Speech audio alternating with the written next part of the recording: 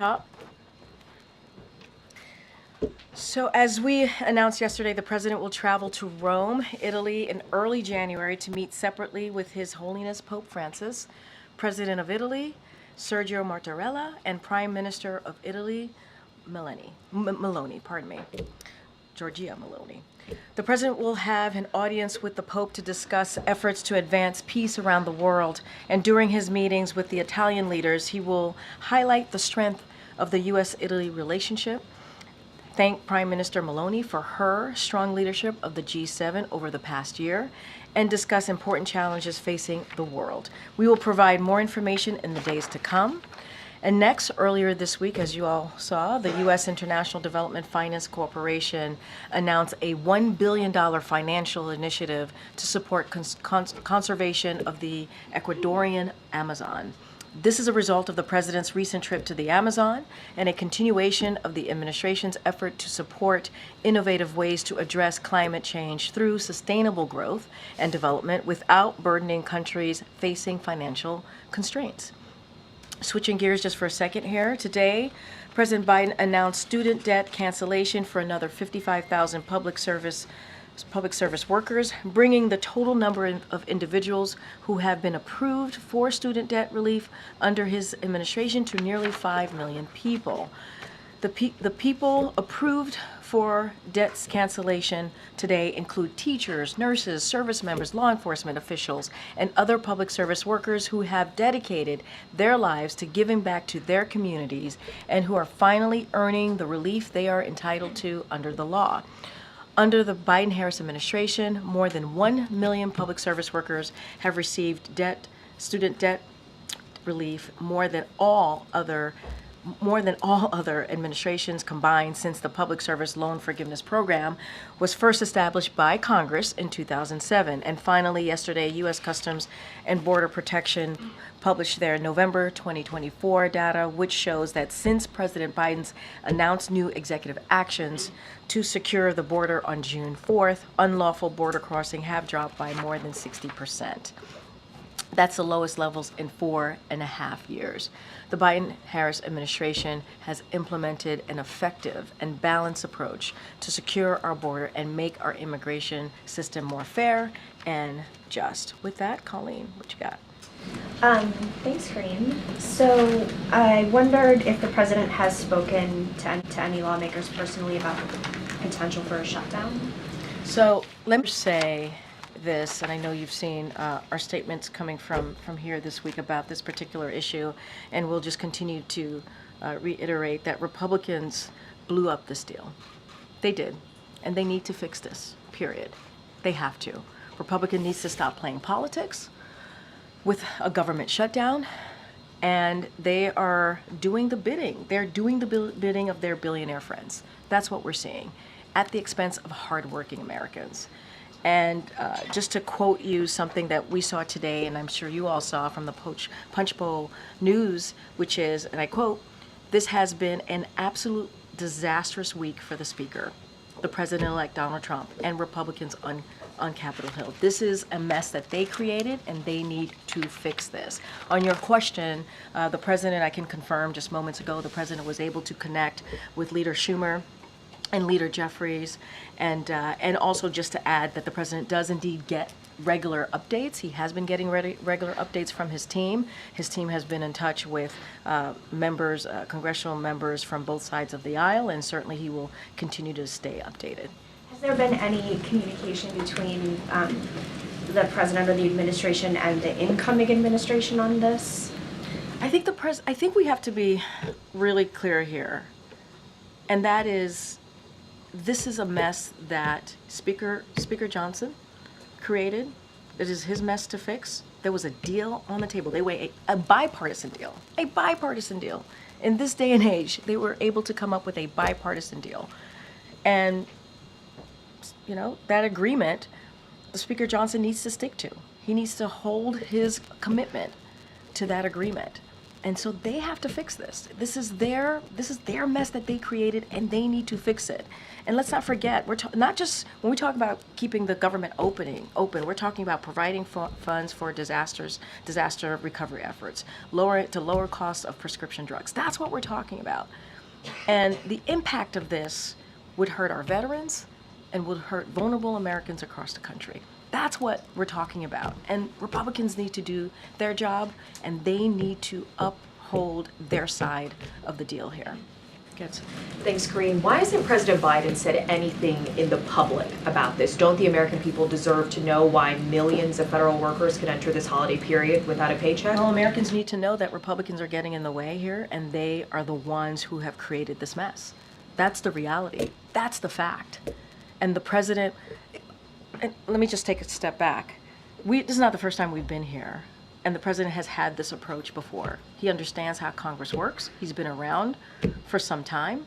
He understands what strategy works here to get this done. So this is not the first time that I'm being asked this question about the president and his outreach. I just mentioned he made 2 calls. He was in touch with the leader, the Democratic leaders on both the House and the Senate, Schumer and Jeffries.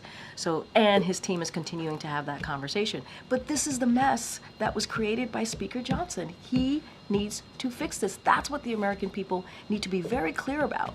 Very clear. There was a bipartisan agreement, and he's not holding up his side of the bargain here. We hear that message from you, but why aren't we hearing that directly from the president? Why haven't we seen or heard from President Biden himself? This is a strategy that we have done many times before, not the first time. And this is for Republicans in Congress, in the House specifically, to fix. They created this mess. There was a bipartisan agreement. There was a bipartisan agreement. Come in front of cameras There and speak was a directly to the American bipartisan people. agreement. There was a bipartisan agreement. And so what we want to do, and what the president wants to make sure we do, is he stands to ready to help get a bipartisan deal through. That's what he wants to see. And this is something that Republicans should own here. What they tried to jam at the 11th hour doesn't reflect and what that bipartisan deal that they came up with, obviously with Democrats. And, Republicans are showing a disregard for the American public. Just lastly, some leading Democrats are calling Elon Musk President Musk or Co-President Musk. What is the White House's and President Biden's reaction to this labeling of Elon Musk, and whether or not House Republicans are listening more to this billionaire than the president-elect? What I can say is congressional Republicans at the direction, and you all know this, you all reported this, of President Trump and Elon Musk are trying to pave the way. What they're doing is trying to pave the way for $5 trillion to our national debt. That's what this decision does. You're talking about with cuts for billionaires, slashing Social Security, slashing Medicare, slashing Head Start. Congressional Republicans did what they did because of what the president-elect said and what Elon Musk said. That's the reality. You guys all reported this. That's why we are where we are today. So this is for Speaker Johnson to fix. This is the mess that he created. He needs to fix this. Again, a bipartisan agreement. There is a bipartisan agreement. Thanks, Karine. Would the president support a 4-bill strategy that we've seen discussed today, which would separate clean CR from a farm bill extension, disaster aid, and debt limit? I'm not going to get into hypotheticals. What I say is I'm going to get very repetitive here because it is true and it needs to be said. There is a bipartisan agreement. There's a deal that was agreed upon, and that's what they need to move forward with. And when I mean they, I mean the Republicans in Congress. They need to move forward with that deal. That's what they said, with the deal that was agreed upon. That's what they said they would move forward with. The Speaker said that, and he's not holding up his side of the bargain. He's not. His side of the deal, he is not holding up. And in response to President-elect Trump's statements this morning that this is a Biden problem, but if Republicans can help solve it, they will. I imagine to be able to repeat some of what you just said, but in response to that. Congressional Republicans, their decision because of what the president-elect said at their direction, the direction of the president-elect, and the right direction of Elon Musk. There was a bipartisan deal on the table. They were moving forward. The speaker agreed to do this, to move forward with the bipartisan deal. And they stopped that because of what the president-elect said and what Elon Musk said. They wanted to clear a way for their billionaire friends, a tax cut, $5 trillion to the national debt, with tax cuts to billionaires, for billionaires. So that's the reality. You've all reported this. We've seen this. We saw what was being stated, what was being put out there by the president-elect and Elon Musk. There's no hiding from that. That's the reality. And so, you know, we're talking about, this is not politics here. We're talking about the American people who need these programs, who need it. And so, Political Playbook said, had to say what they had to say about this. Trump picked the fight. He picked the fight, and it was Trump. Well, with him and Elon Musk, who sank the bipartisan deal. That's what you all are reporting. You can't twist the facts or change history here. Okay. So based on the White House's assessment of where things stand right now on Capitol Hill, should Americans be prepared for the government to shut down tonight at midnight? There's still time. I believe there's still time for that to not happen, for Republicans to do the right thing, to hold up their part of the deal and move forward with the bipartisan agreement. There's still time. And our focus is keeping the government open. That's what we want to see. And we hope Republicans want to do that. Republicans in Congress want to do that as well. And there's still time. And we've talked a little bit here about how the president really has not been a player at all in these negotiations. I know you said he spoke with Schumer and Jeffries today, but what exactly is the strategy behind that? Is there a sense that perhaps having him involved at this moment would do more harm than good? I got this question, I got some formulation of that question moments ago. The president knows how to deal with Congress. He's been around for some time, as you all know. And this is not the first time that we've had this strategy where we have said it is Congress's, one of their number one jobs is to keep the government open. In this particular instance, you saw what Republicans did with Speaker Johnson obviously leading us to this mess, to where we are right now. And they need to fix it, period. It is their mess to fix. It is. There was a deal, a bipartisan deal. There was, just days ago.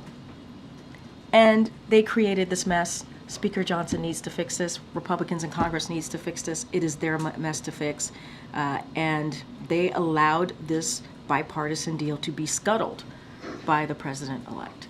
And if the government shuts down for an extended period of time, would President Biden commit to remaining here in Washington and not going through with his holiday I plans? don't have anything. I can't get into hypotheticals. I don't have anything to share on this. We believe, as I just said moments ago, there's still time to get to a deal here, or move forward. I shouldn't say get to a deal. Move forward with the bipartisan agreement. They can't avoid a shutdown. They can. They were on their way to doing that, and it was scuttled by the president-elect and Elon Musk. This is why we're here today. That's why we're here today.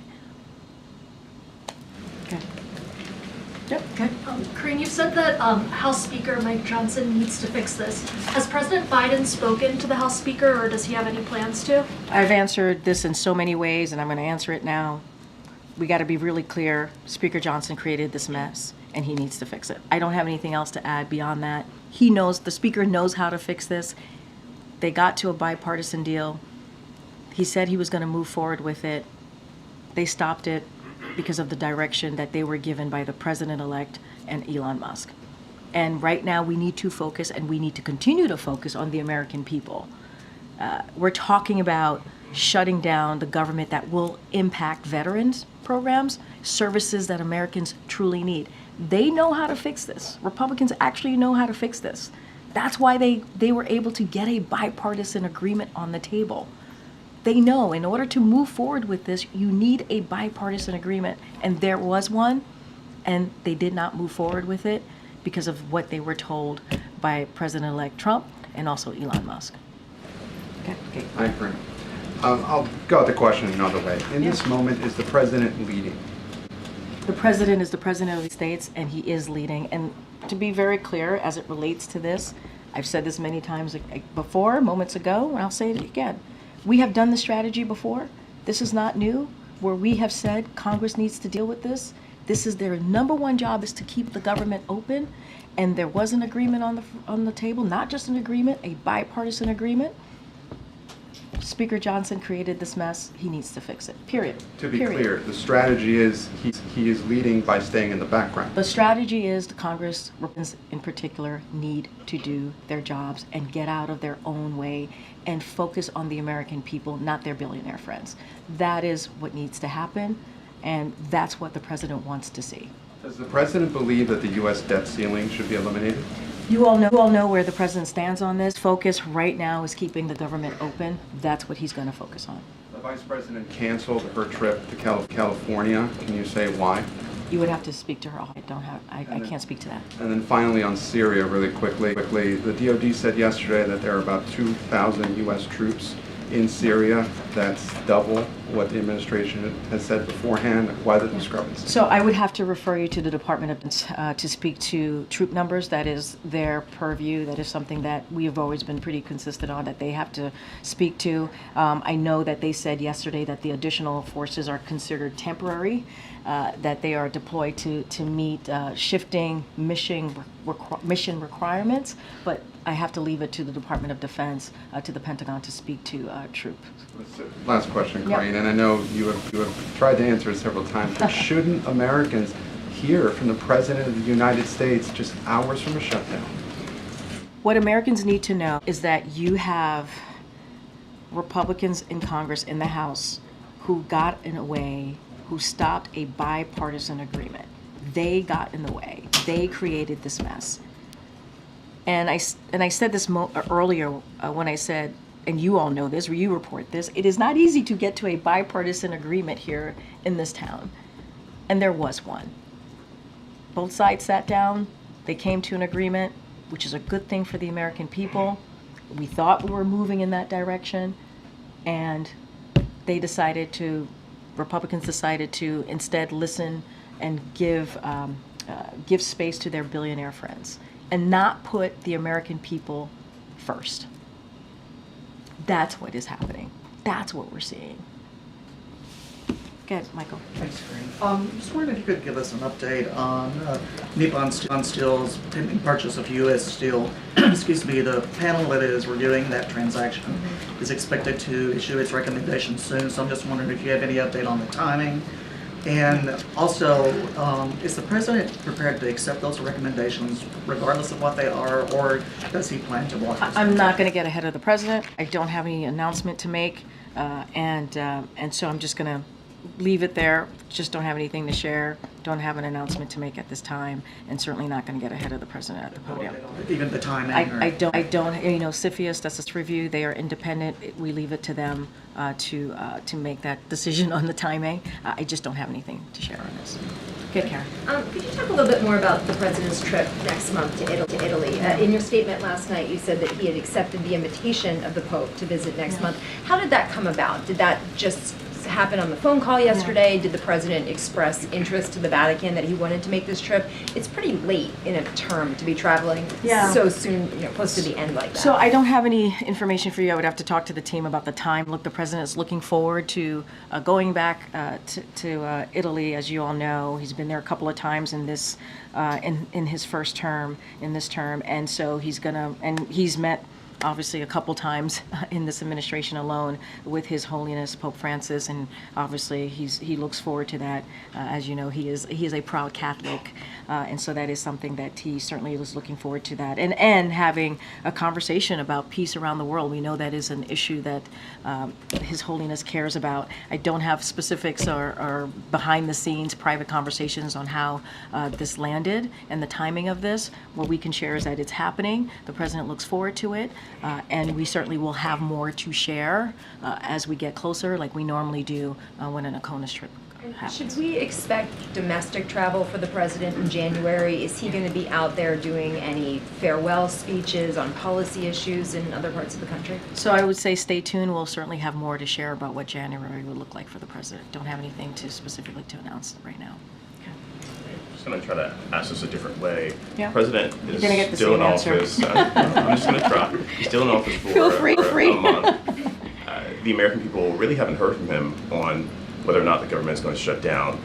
Wouldn't the message hit differently if the president were out there countering the message that we're hearing from the president-elect and Elon Musk? Why isn't he speaking on this? Republicans are breaking their word.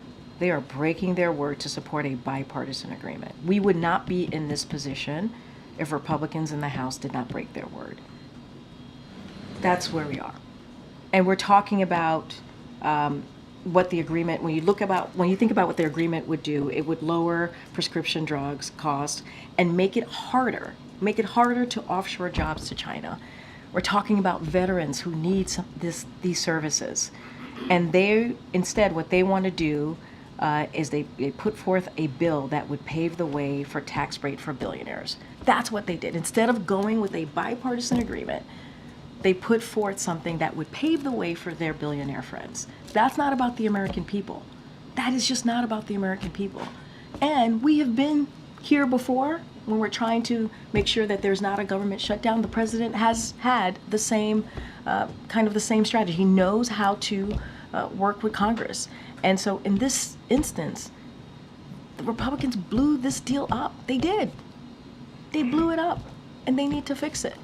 This is not for the president to fix. This is not for us to fix. This is for Republicans in Congress to fix the mess that they created.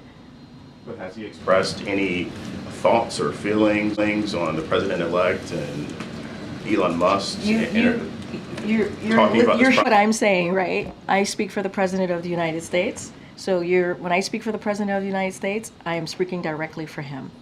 So you are hearing where he feels about this, what his thoughts are about this, and we believe, and the American people should know this, that Republicans need to fix the mess that they caused. The Speaker knows how to get this right. To get this right is to move forward with a bipartisan agreement, the bipartisan agreement that they had come to not too long ago. We thought we were going to move forward with that agreement, and they blew it up. They blew it up. You good? Okay. Thanks, Green. Has the government started informing employees who might be furloughed? Yeah. Those specific folks, especially headed into the holiday season, are they being informed that they Yeah. might not get their paycheck? So, look, we believe that there's still time for Congress to prevent a partial shutdown. We believe that. But in the interest of prudent planning, we want to be prudent here. Agencies did start notifying their employees of their potential furlough today at noon. And so on that specific, as it relates to furloughs, I would certainly refer you to OMB on those specifics. And given the high stakes of this shutdown, again, during the holiday season, Yeah. affecting people like veterans, police officers, Exactly. et cetera, will the president speak to the American people if there is a shutdown so that they can hear from him directly? I am not going to get into medicals because we believe, as I just, the beginning of answering your last questions, that there's still time to prevent a partial shutdown. We believe that that Congress, Republicans in Congress, could get to a place where they prevent this. When is the next time that people will hear from the president? I'm not going to get into hypotheticals. It is very easy. I hear your question, but it's very easy to fix this. The mess that Republicans created, it is very easy for them to fix this. Bipartisan deal agreement. Move forward. Keep your word, Republicans in Congress. Keep your word. Keep your word. Go ahead. Thank you, Karen. I have a question on China. In the final months of this administration, we continue to see high-level talks between us and China, including last week. Is President Biden making his final effort to strengthen U.S.-China relationship ahead of Trump administration? And are you concerned those mechanisms you've established with China might be abandoned next year? Thank you. So, and I'm just going to repeat what the president has said, what the National Security Advisor, Jake Sullivan, have said from this podium about the relationship, the U.S. relationship with China. And what the president remains doing is, and is incredibly focused on, is managing the most consequential relationship You've heard both of them say that. It is the most consequential relationship. And it is because of the work of this administration that we are handing off the U.S.-China relationship in a stronger, competitive position. Remember, in the beginning of this administration, we would talk about how it is about competition. That's how we wanted to kind of see that relationship as well, about competition. So that's what the president and this administration is leaving the incoming relationship. Under President Biden, we have made America stronger and positioned us to outcompete China through significant investments in the United States, develop closer relationship with our allies and partners in the Indo-Pacific, increase our deterrent capabilities, and diminish China's ability to exploit our most sensitive technologies. At the same time, we are carefully managing, and we have carefully managed this relationship through skilled diplomacy to prevent competition from varying into conflict. Remember, that's what we want. We want competition, not conflict. So we're going to continue to manage this relationship. I'm not going to get into hypotheticals of what the next administration may or may not do, but what I can lay out, as I just did, is how the president has focused on this consequential relationship with China, the U.S.-China relationship. Okay. Thank you. Just following up on Karen's question on the trip to Italy and what would be the second meeting with the Pope. We all know that for the president, his face is very important, but this isn't a trip he's taking as a private citizen. This is a trip he's taking as head of state. So what's the broader message here? Why this choice for what might be his final international trip? So look, we're going to have more information as we normally do. We do background calls, press calls with all of you as we head into an ACONUS. We're going to do the same. Nothing has changed. And we will lay out the goals, the reasons, what we expect to get out of this trip. But I tried to give you a little bit of what the president, the logistics of who the president's going to meet, and the discussions that he's hoping to have. Let's not forget, the prime minister she's the leader of the G7 right now, right, and has shown strong leadership. So that's important too, to have for him to have that continue that diplomatic conversations with her as well. And so certainly we will have more to share as we get closer to the travel. Thanks, Karine. There are some Republican lawmakers who are actually advocating for a government shutdown. One example is Marjorie Taylor Greene from Georgia. She says shut it down. Can you explain the repercussions of what a partial government shutdown would be for specific groups, for seniors, for veterans, for those that depend on government services? Can you explain what this possibility would mean for those individuals? And it is sad that I have to accept, really. They are congressional members. One of their duties is to keep the government open because, as you just stated, we're talking about veterans. We're talking about vulnerable Americans who need services that the federal government provides in order just to make it through the day. And it is sad that what we're seeing from Republicans is picking their billionaire friends. That's what they're doing. Not the American people, not our veterans. And we're talking about basic services that are needed. OMB certainly could dive in and lay out the different programs that will be impacted, that will impact Americans if this indeed happens. But John, we can avoid this. They can avoid this. This does not have to end this way. We do not have to end with a government shutdown, and really put a negative impact on American families, a negative impact on our veterans. This could be avoided. Republicans in Congress don't have to go this route. They don't. There was a whole different route that they were going, which would have actually been done in a bipartisan way. This president believes that it is important as we move policies, as we move forward on behalf of the American people, we do it in a bipartisan way. And they had that deal.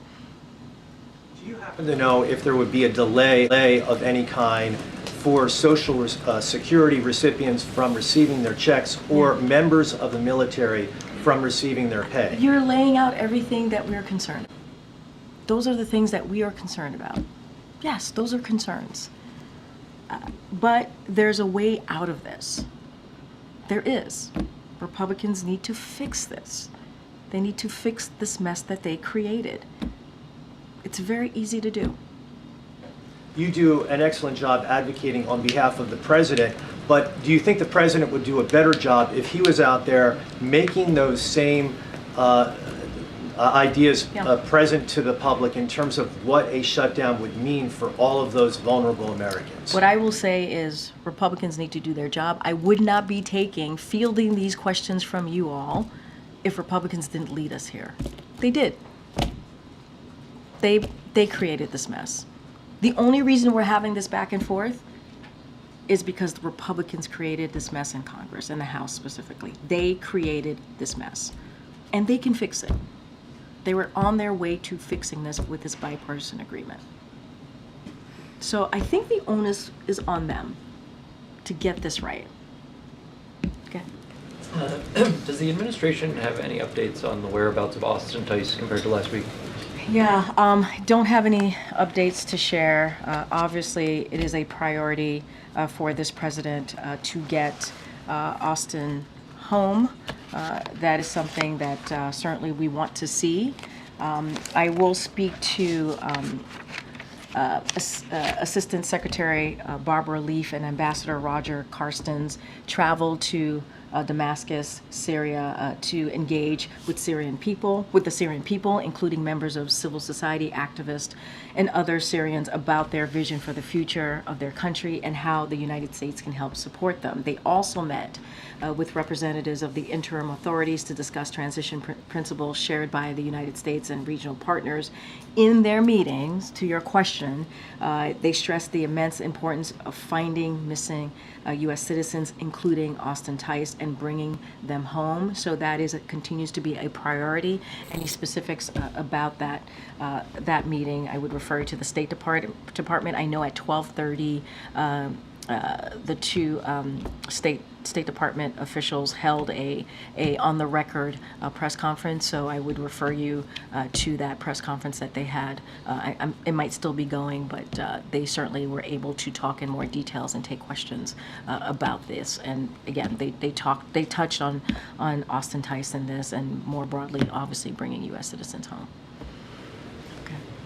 Does the president have, say, 3 top priorities for things he still wants to accomplish in the next 31 days he's in office? Well, one of the things that I can say is keeping the government open, right? We want to make sure that that happens. Congress had a bipartisan agreement. They should move forward. Republicans should not get in the way, should choose the American people first, not Republican or their billionaire friends. And so that is something that we have said many times from here, that was a priority for this president.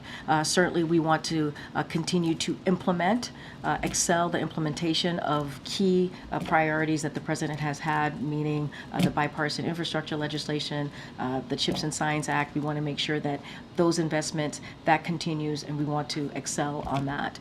And we've talked about continuing to lower costs as it relates to prescription drugs, but lowering costs more broadly, certainly for the American people. And so that's our focus. That's what we've been doing, and we're going to continue certainly to do that. And we can expect more announcements on at least some of those fronts in the next few weeks. Look, I would say stay tuned. We are trying to truly run through the tape here and get as much done as we can for the American people. And we know that the American people wants us to continue to work on their behalf, and that's what the president's going to be focused on. Real briefly, since you mentioned the shutdown, different angle on that question, potential shutdown, I should say. Should the American people be confident that in the event of a shutdown, there would still be a smooth transition and inauguration process? That has been the president's commitment. And that you've heard directly from him. We want to make sure that there is a responsible, committed to a responsible transition. And as you know, his team, he and his team has certainly been working towards that. The team has been preparing for months to make sure that happens. I will say, though, if there is a shutdown, and I don't want to get too much into hypotheticals, but this is the reality, transition activities will be restricted. And with limited exceptions, obviously, but such as prevent imminent threats to the safety of human life or the protection of property. Those are the things that we would that we would have to be concerned about. And so we're doing everything to ensure a smooth transition, but the choice to allow a transition to move forward is in the hands of Republicans in Congress. We can continue to have this smooth transition of power if they stop threatening a shutdown. They have an opportunity, Republicans in Congress have an opportunity to keep the government open so that we can continue what the president's commitment has been for months now, is to make sure that there is a smooth transition of power. Great, time for one. Just two clarifications. I guess the first one, is this trip to Rome the last foreign trip that the president will take? And says the president's going to Italy and is going to go on a Kona trip in January. I'm always very careful. Anything could happen, but what I can say for sure is that the president's certainly going to be going to Italy. We announced that. We'll have more to share. I don't have anything else to share. And then secondly, related to the CR, given what you said about the president's views on debt limit increases or eliminating the debt limit, does that mean that would be something that would be vetoed by the president if it reached his desk? I'm not going to get into hypothetical. I think what is important here is there is a path forward. There has been a path forward. There is a bipartisan agreement that Republicans tanked because of what they were directed to do by Elon Musk and President-elect Trump. That's what happened. That is the reality that we're in now. And this is not the direction that we thought we were going just a couple of days ago. And so Republicans blew up this deal. They can fix it. It is their mess to fix. And they have to choose the American people. They have to do their basic job, is choosing the American people and delivering for them. Thanks, everybody.